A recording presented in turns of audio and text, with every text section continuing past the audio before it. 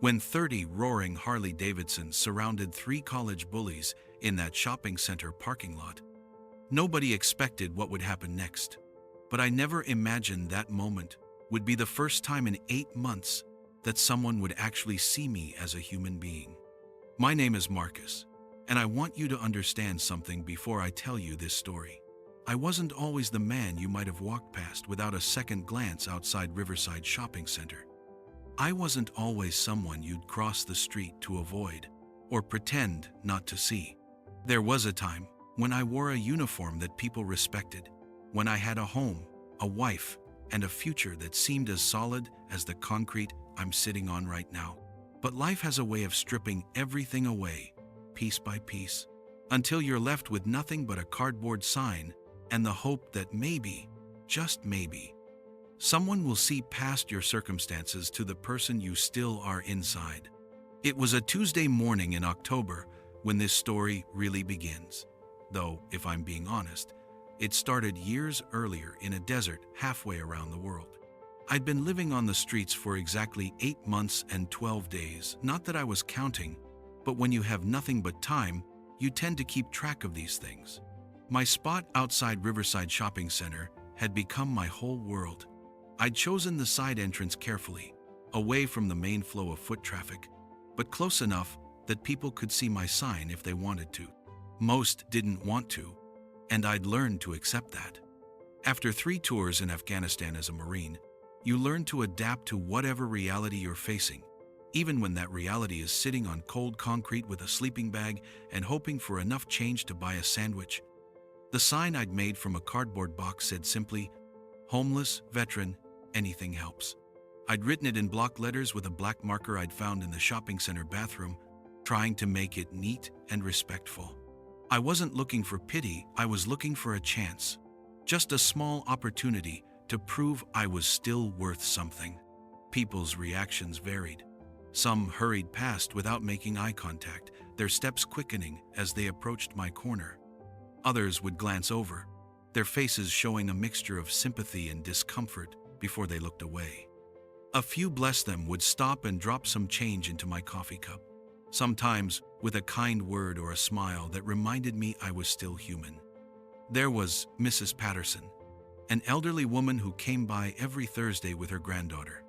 She'd always have a dollar bill ready and would tell me about her late husband who'd served in Korea. "You boys deserve better," she'd say, and I'd thank her while fighting back tears I couldn't afford to shed in public. Then there was David, a middle-aged construction worker who'd buy me coffee on his way to work sites. He never said much, just, "Here you go, brother." But something in his eyes told me he understood what it meant to work hard and still struggle to get by. But for every Mrs. Patterson and David, there were dozens of others who treated me like I was invisible, like I was part of the scenery they wished the shopping center management would remove. I understood, in a way. Nobody wants to be reminded that circumstances can change, that the line between stability and homelessness is thinner than most people want to believe. What they didn't know, what they couldn't know, from looking at me, was who I used to be. They didn't see Staff Sergeant Marcus Williams, who'd led a squad of Marines through some of the most dangerous territory in Afghanistan. They didn't see the man who'd carried wounded soldiers to safety, who'd been decorated for valor, who'd written letters home to the families of fallen brothers. They couldn't see the nights I lay awake in my sleeping bag, not because of the cold, but because the silence reminded me too much of those moments between firefights, when you'd hold your breath and pray the next explosion wouldn't be the last thing you'd ever hear. They didn't know about the flashbacks that hit without warning, the way a car backfiring could send me into a cold sweat, the reason I preferred sleeping outside, where I could see all approaches, rather than in the shelters where I felt trapped. My marriage had been the first casualty of my return home. Sarah had tried, God knows she'd tried, but I wasn't the same man who'd left for deployment.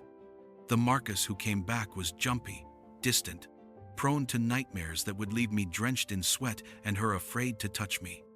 We went to counseling, tried medication, did everything the VA recommended, but some wounds run deeper than professional help can reach. "I feel like I'm living with a ghost," she'd said the night she finally left.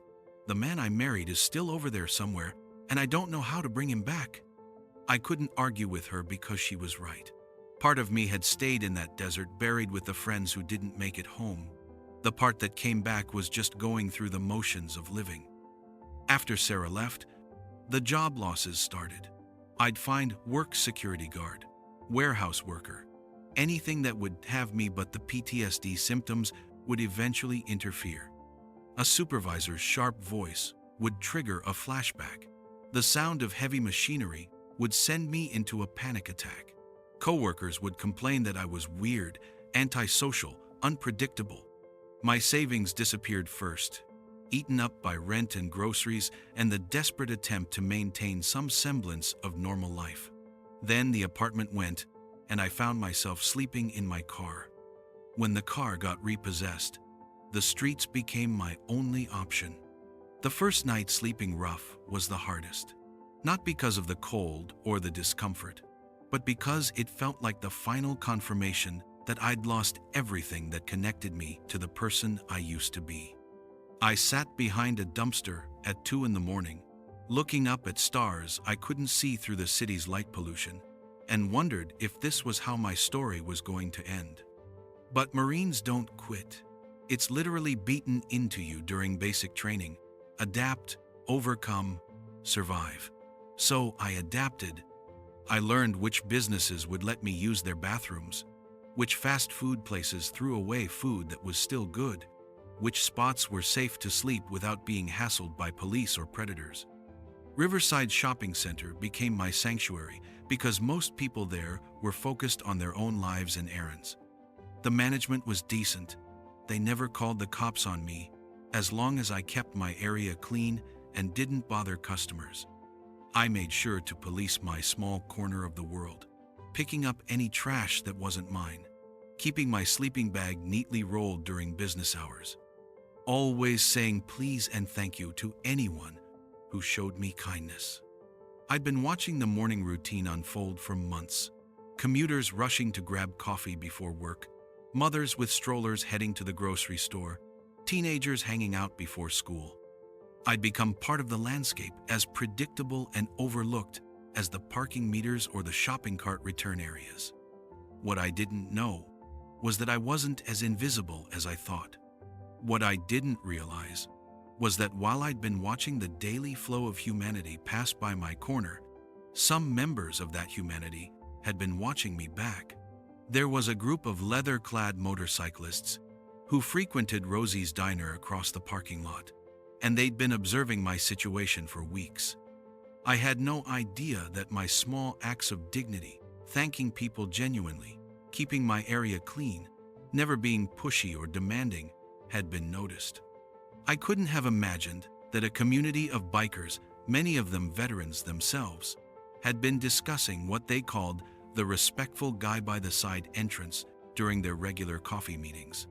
The morning everything changed started like any other. I'd folded my sleeping bag, propped my sign against my worn duffel bag, and settled in for another day of hoping someone would see me as worth helping. The October air had a bite to it that promised winter was coming, and I was trying not to think about how much harder life would become when the temperature really dropped. I watched the familiar parade of shoppers, saw Mrs. Patterson's car pull into the lot, even though it was Tuesday instead of her usual Thursday. Noticed 3 college-aged guys in expensive sweatshirts, walking with the kind of swagger that usually meant trouble for someone like me.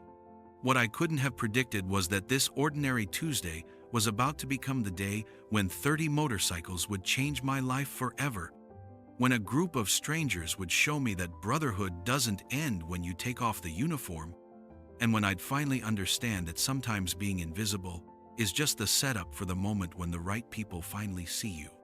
But I'm getting ahead of myself. First, you need to understand what happened when those 3 college kids decided that a homeless veteran was the perfect target for their entertainment, and why the sound of approaching Harley-Davidsons would become the most beautiful thing I'd heard since coming home from war. Chapter 2: When Cruelty Reveals Its Face. The moment I realized that my refusal to fight back was only making them bolder, I understood that this Saturday afternoon was about to teach me something about human nature that would either break me completely or save my soul. Saturday afternoons at Riverside Shopping Center were always busier than weekdays. Families doing their weekly shopping, teenagers hanging out in groups, couples running errands together. The increased foot traffic meant more potential for donations, but it also meant more eyes on me, and not all of those eyes were kind. I'd been sitting in my usual spot by the side entrance for about 3 hours, watching the steady stream of weekend shoppers. My coffee cup had collected maybe $4 in change, enough for a decent meal if I was careful. Mrs.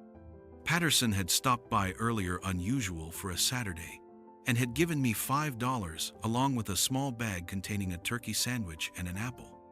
"You look thin, Marcus," she'd said, with the kind of maternal concern that always made my throat tight. "Make sure you eat something good today." I'd thanked her, as always, and carefully tucked the food into my duffel bag for later. Mrs. Patterson was one of the few people who still saw me as human, and I treasured every interaction with her and the handful of others who showed me basic dignity. The afternoon sun was warm on my face, and for a moment, I allowed myself to imagine what I might do with the money I'd collected. Maybe get a hot meal instead of fast food. Maybe buy some soap and try to clean up in the shopping center restroom. Small dreams, but when you have nothing, small dreams feel enormous. That's when I noticed them 3 young men in their early 20s, walking with the kind of confident swagger that comes from never having faced real consequences. They wore expensive college sweatshirts and the latest sneakers, the kind that cost more than most people's monthly grocery budget.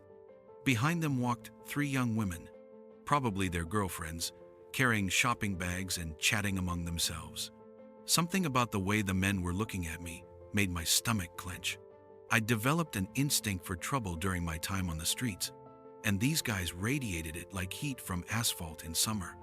Their conversation had died down as they approached, and I could feel their attention focusing on me like a predator sizing up prey. "Oh my God, look at this." The tallest one said loudly, his voice carrying that particular tone of manufactured disgust that bullies use when they want an audience. "How long has this bum been sitting here ruining the view?" I kept my head down, hoping they'd lose interest and move on. Experience had taught me that engaging with troublemakers usually made things worse. But these weren't the type to be ignored. "Hey," the second one called out, his voice sharp with entitled authority. "I'm talking to you, homeless guy. You're making this whole area smell like a toilet." The third member of their group, a stocky kid with perfectly styled hair that probably required more daily maintenance than my entire grooming routine, pulled out his phone and started recording. "Dude, this is going to be hilarious. College guys clean up the community." Their girlfriends had stopped walking and were watching with expressions that ranged from uncomfortable to amused. One of them whispered something to her boyfriend, who laughed and nodded. "Get a job, you worthless bum!" the tall one shouted, his voice echoing off the shopping center walls. Several shoppers turned to look, but instead of showing concern for the obvious harassment beginning to unfold, most just pulled out their own phones to record what they probably thought would be entertaining content for their social media. That's when the first kick came.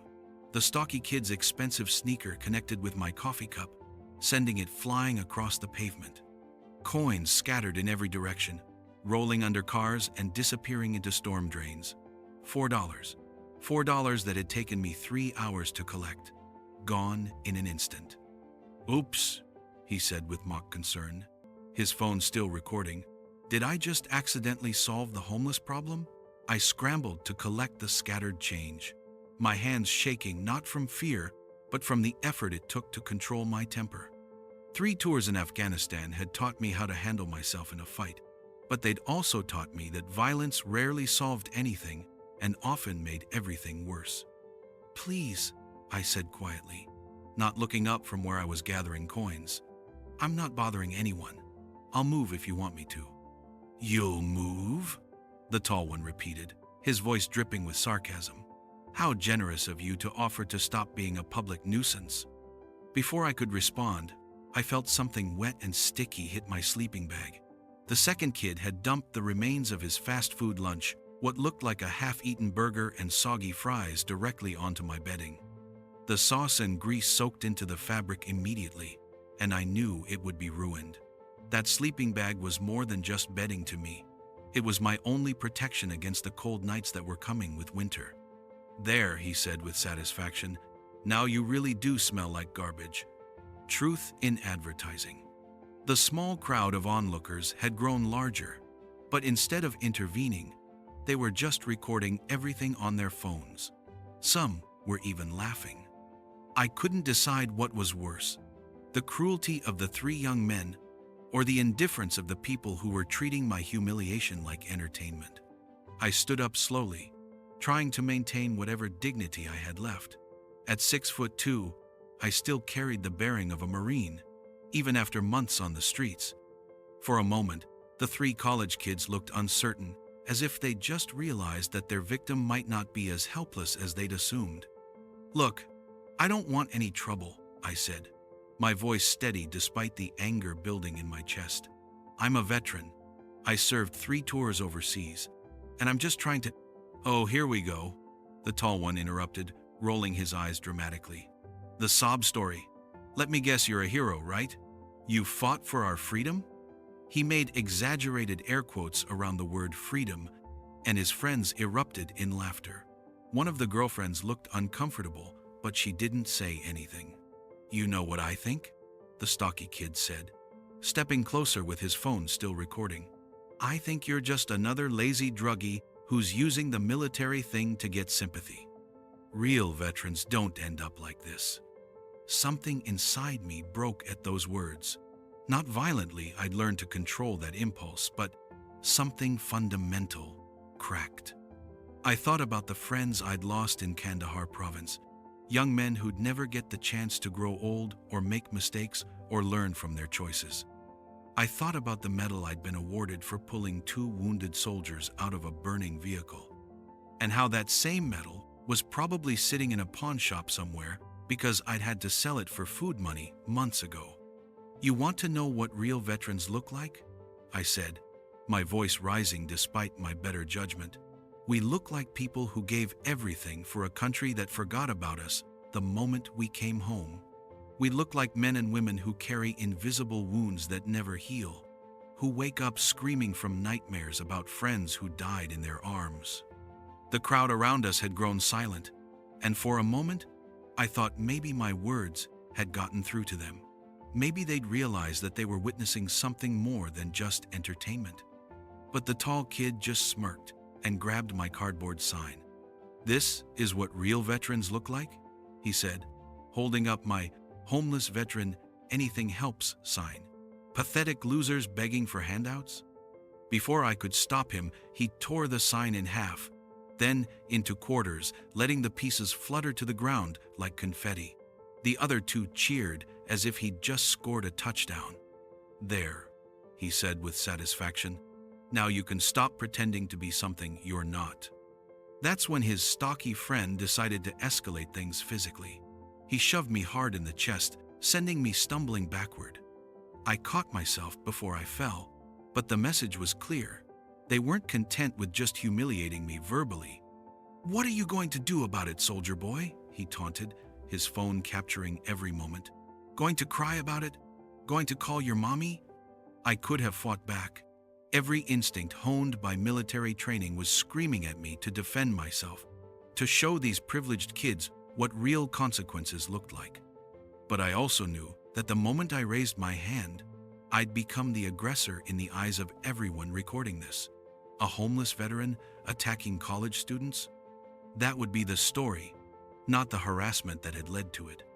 So I just stood there and took it, watching as more people gathered to film my humiliation, as these 3 young men grew bolder with each passing moment of my non-response. "You know what I think we should do?" the tall one said to his friends, loud enough for everyone to hear. "I think we should call the cops. Tell them there's a vagrant here threatening shoppers. They'll haul him away, and we won't have to look at this disgrace anymore." "Great idea," the second one agreed. "And we've got all this video evidence of him being aggressive and disturbing the peace." I realized with growing horror that they were going to twist this entire encounter, use their recordings to paint me as the problem, while editing out their own harassment. And who would believe a homeless veteran over 3 clean-cut college students with expensive lawyers and influential parents? That's when I heard it, distant at first, but growing louder. The unmistakable rumble of motorcycle engines. Multiple motorcycles. Approaching fast. The sound sent a chill down my spine, but not from fear. There was something familiar about that rumble, something that reminded me of convoys rolling through desert highways, of Brotherhood and backup arriving when you needed it most. The 3 college kids were too busy enjoying their power trip to notice the sound at first, but the growing crowd was starting to look around nervously. The rumble was getting louder, closer, more purposeful. That's when I saw them, a long line of motorcycles turning into the shopping center parking lot. Not just 3 or 4 bikes, but what looked like an entire convoy. Harley-Davidsons mostly, their chrome gleaming in the afternoon sun, their riders dressed in black leather and wearing the kind of expressions that suggested they weren't here for a casual shopping trip. The college kids finally noticed the approaching bikes, and their confident swagger faltered for the first time since this whole nightmare had begun. "What the hell?" the stocky one muttered, his phone still recording but his voice suddenly uncertain. The motorcycles were pulling into the parking spaces around us now, engines revving once before falling silent in perfect synchronization. The sudden quiet felt ominous, broken only by the sound of kickstands being deployed and boots hitting asphalt. I counted them as they dismounted, nearly 30 riders, all wearing the same leather vests, all moving with the kind of coordinated purpose that spoke of organization and shared mission. The lead rider removed his helmet, revealing a man in his 50s, with steel gray hair and hands that looked like they'd seen decades of hard work. His eyes swept over the scene, the scattered coins, my food-stained sleeping bag, the torn pieces of my sign, the 3 college kids who were suddenly looking around for an escape route. "Afternoon," he said, his voice carrying the quiet authority of someone accustomed to being obeyed. "What seems to be the problem here?" The tall college kid tried to maintain his bravado, but his voice cracked slightly as he answered, "No problem, sir. We were just asking this guy to move along." The biker leader's eyes fixed on him with the intensity of a laser sight. "Is that what you call it?" he asked, his voice still calm, but carrying an undertone that made everyone within earshot pay attention. Because from where I was watching through that diner window, it looked like 3 kids were ganging up on a man who wasn't fighting back. The crowd of phone-wielding onlookers was backing away now, suddenly realizing that their entertainment had turned into something much more serious. But the bikers weren't here for them. They were here for me. And as I stood there surrounded by leather-clad strangers who'd arrived like some kind of guardian angels, I realized that this Saturday afternoon was about to become something I'd never expected, the day someone finally stood up for me when I couldn't stand up for myself. Chapter 3. Brotherhood rides to justice. The moment Jack removed his helmet and I saw the Vietnam service pin on his leather vest, I realized that this wasn't just a rescue. It was the day I would learn that the Brotherhood forged in battle never truly dies, even when you think you've been forgotten by the world. The silence that followed the shutdown of 30 Harley-Davidson engines was more powerful than any shout could have been.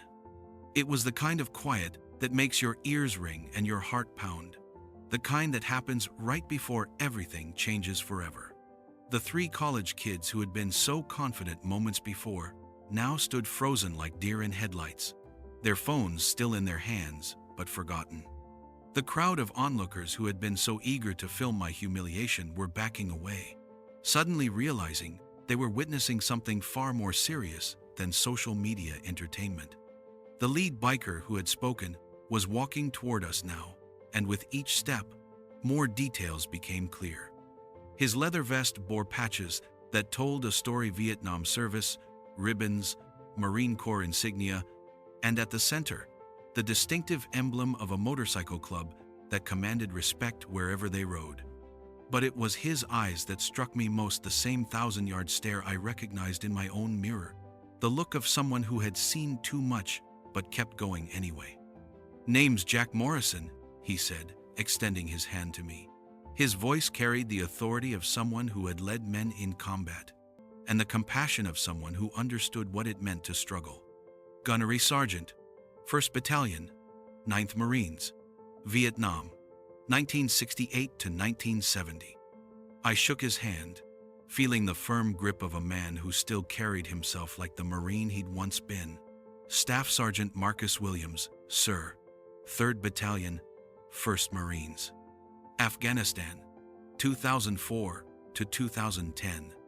Something passed between us in that moment, an understanding that transcended words. He saw past the torn clothes and the food stains, past the scattered coins and the destroyed sleeping bag, and recognized something that the college kids and the phone-wielding crowd had missed entirely. He saw a fellow warrior. "Well, Staff Sergeant," Jack said, his voice carrying just loud enough for everyone to hear, "it looks like you've been having some trouble with these young gentlemen. Would you mind telling me what happened here?" Before I could answer, the tall college kid stepped forward, his earlier bravado replaced by nervous energy. "Look, sir, this is all just a misunderstanding. We were just—" "I wasn't talking to you, son," Jack interrupted, his voice still calm but carrying an edge that made the kid step back immediately. "I was talking to the Marine." The word Marine hung in the air like a challenge. Several of the other bikers had moved closer, and I could see similar military patches on their vests: Army Rangers, Navy SEALs, Air Force veterans. This wasn't just a motorcycle club. This was a brotherhood of warriors who had found each other after the war was over. "They've been harassing me for the past 20 minutes, I said, my voice steadier than it had been all afternoon. Dumped food on my sleeping bag, kicked over my donation cup, tore up my sign. They were about to call the police and claim I was threatening shoppers." Jack nodded slowly, his eyes never leaving my face. "And did you threaten anyone, Staff Sergeant?" "No, sir. I just tried to collect my belongings and de-escalate the situation." "That's what I thought," Jack said. He turned to face the 3 college kids who were huddled together like they were facing a firing squad. "Gentlemen, I've got a few questions for you." The stocky kid who had been recording everything was frantically trying to delete videos from his phone, but one of the bikers, a massive man with arms covered in military tattoos, gently but firmly took the device from his hands. Now, the big biker said with a smile that didn't reach his eyes, "I'm sure you'll want to keep those videos as a reminder of this important learning experience." Jack approached the 3 young men with the measured pace of someone who had interrogated prisoners and knew how to project authority without raising his voice. "I want you boys to explain to me why you thought it was appropriate to attack a United States veteran who was minding his own business." "We weren't attacking anyone," the tall one protested, his voice cracking slightly. "We were just asking him to move because he was bothering customers." "Is that what you call dumping food on someone's bedding?" asked another biker, a woman in her 40s with sergeant stripes tattooed on her forearm. "Because where I come from, we call that assault." The girlfriend of the stocky kid finally spoke up, her voice barely above a whisper. "Kevin, maybe we should just apologize and leave." "Shut up, Brittany," Kevin snapped, then immediately looked like he regretted it when 30 pairs of eyes focused on him with laser intensity. "Kevin, is it?" Jack said, stepping closer. "Well, Kevin, I think your girlfriend has the right idea. But before you apologize, I want you to understand something about the man you've been tormenting." Jack gestured toward me, and I felt suddenly self-conscious about my appearance. The stained clothes, the weathered face, the general look of someone who had been ground down by circumstances. "This Marine," Jack continued, has probably seen and done things that would give you nightmares for the rest of your privileged little lives. He's served his country with honor, sacrificed his youth and his peace of mind for your freedom to stand in this parking lot and act like spoiled children. And this is how you repay that service? The crowd that had gathered to watch the spectacle was completely silent now. Some were still recording, but the mood had shifted from entertainment to education. Several people looked ashamed of themselves for not intervening earlier. "Now," Jack said, his voice taking on the tone of a drill instructor, "here's what's going to happen. You three are going to help Staff Sergeant Williams collect his belongings. You're going to apologize, and I mean really apologize, not some half-hearted mumbling. And then you're going to think very carefully about the choices you've made today." The tall kid opened his mouth to protest, but Jack cut him off with a look. "This isn't a negotiation, son. This is me giving you the opportunity to do the right thing before I decide whether this incident needs to be reported to your university, your parents, and the local police department." The transformation was immediate. The three college kids scrambled to help me gather my scattered belongings, their earlier arrogance replaced by genuine fear. They picked up every coin they could find, carefully folded my ruined sleeping bag, and even collected the torn pieces of my cardboard sign. "We're sorry," the tall one said, and for the first time he actually looked me in the eyes. "We're really sorry. We didn't. We shouldn't have." "You shouldn't have what?" Jack prompted. "We shouldn't have treated you that way," Kevin finished, his voice small. "You served our country and we disrespected you. That was wrong." The third kid, who had been mostly silent throughout the confrontation, stepped forward. "My grandfather was in World War II," he said quietly. "If he knew what I did today, he'd be ashamed of me. I'm sorry, sir. I'm really, truly sorry."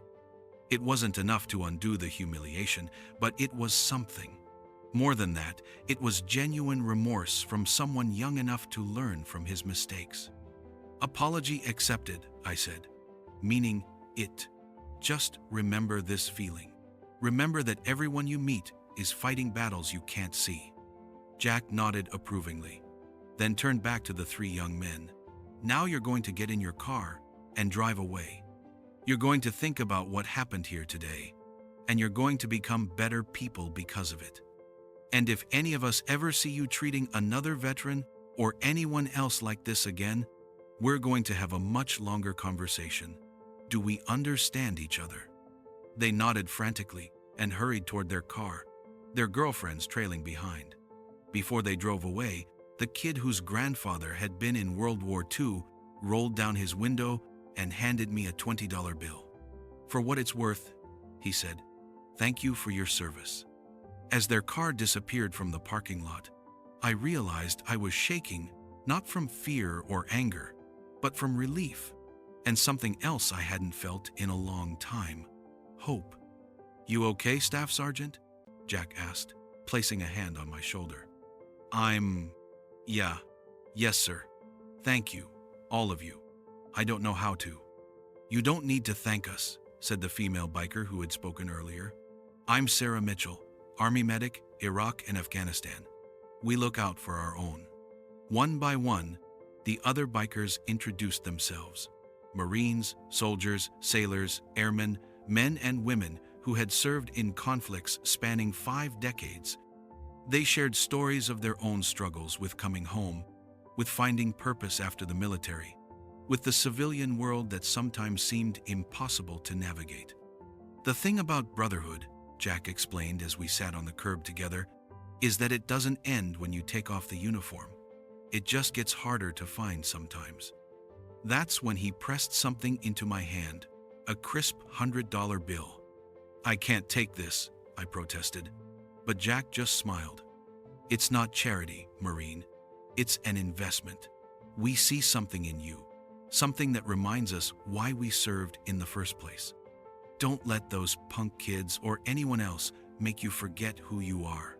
Over the next hour, more bikers shared similar gestures, not handouts, but investments in a fellow veteran they believed deserved better. By the time the sun started to set, I had enough money to get cleaned up, buy some decent clothes, and maybe even rent a cheap motel room for a week. But more than the money, they gave me something I'd lost months ago: my dignity.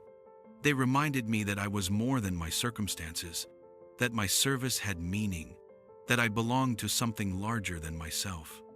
"We meet here every Saturday," Sarah said as the group prepared to leave. "Same time, same diner. You should join us next week." "I'd like that," I said, and meant it. As the motorcycles roared to life and began pulling out of the parking lot, I stood there holding my damaged belongings and watching my unlikely guardian angels disappear into the evening traffic. But I wasn't alone anymore. I had phone numbers, addresses, and the promise of fellowship with people who understood what I'd been through. The next few months passed like a dream I was afraid to wake up from. The video of the confrontation taken by bystanders and the college kids themselves went viral on social media. But instead of becoming a source of further humiliation, it became a rallying cry for veteran support. The bikers started a GoFundMe campaign that raised more than $50,000 in 2 weeks. The shopping center management, embarrassed by the incident and the negative publicity it generated, offered me a job as a part-time security guard. Local news stations picked up the story, and suddenly everyone wanted to help the homeless veteran who had been saved by a motorcycle club.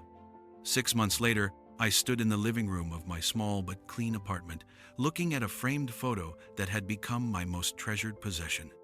It showed me surrounded by 30 leather-clad bikers, all of us grinning at the camera like we'd just won the lottery. In a way, we had. Jack visited regularly, and we'd spend hours talking about everything and nothing, the way veterans do when they find each other. He helped me navigate the VA system, connected me with counseling services that actually worked, and most importantly, reminded me every day that my story wasn't over.